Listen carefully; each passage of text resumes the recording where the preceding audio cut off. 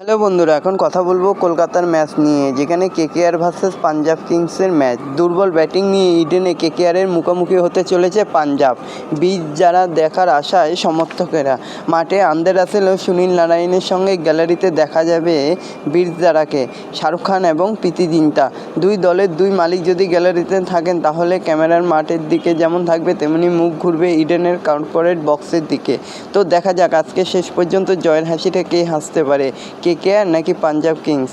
তো তোমরাও কমেন্ট করে জানাতে ভুলো না তোমরা কাকে সাপোর্ট করছো। আমি তো কেকেআরকেই সাপোর্ট করব। আর এরকমই সব আইপিএলের খবর প্রতিদিন জানতে হলে আমার চ্যানেলটিকে অতি শীঘ্রই লাইক, কমেন্ট, সাবস্ক্রাইব করতে ভুলো না ও বন্ধুদের মধ্যে প্রচুর পরিমাণে শেয়ার করে দাও, যাতে আমার 4000 ঘন্টা ওয়াচ টাইম খুব শীঘ্রই পূর্ণ হয়ে যায়। বন্ধুরা, আজ কলকাতা ভার্সেস পাঞ্জাবের ম্যাচ, যেখানে কেকেআরের অন্যতম মালিক শাহরুখ খান ইডেনে এসে কেকেআরের ম্যাচ দেখবেন। প্রতি ম্যাচেই তাকে দেখা যাচ্ছে। ম্যাচ শেষে মাঠে নেমে গ্যালারিতে শোও করেছেন।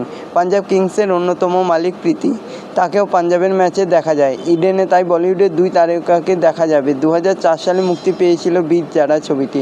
শুক্রবার ইডেনে বীর এবং জারাকে দেখার আশায় মাঠে যেতে পারেন অনেক সমর্থকেরাই। মাঠের লড়াইয়ে পাঞ্জাবের থেকে অনেকটা এগিয়ে রয়েছে কলকাতা।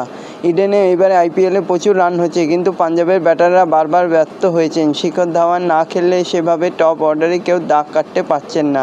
লোয়ার অর্ডারে শশাঙ্ক সিং ও আশুতোষ শর্মাও রান করছেন, কিন্তু তাদের পক্ষে ম্যাচ জেতানো সম্ভব হয় না। ফলে 8 ম্যাচের মধ্যে 6টি হেরে পাঞ্জাব রয়েছে 9 নম্বরে, আর তার নিচের দিক থেকে 2 নম্বরে। আর কলকাতা এখন 2 নম্বরে রয়েছে। তো দেখা যাক শেষ পর্যন্ত আজকে জয়ের হাসিটা কে হাসতে থাকে। তো প্রথম থেকে শেষ পর্যন্ত দেখতে থাকো আমার ভিডিও। ধন্যবাদ সবাইকে।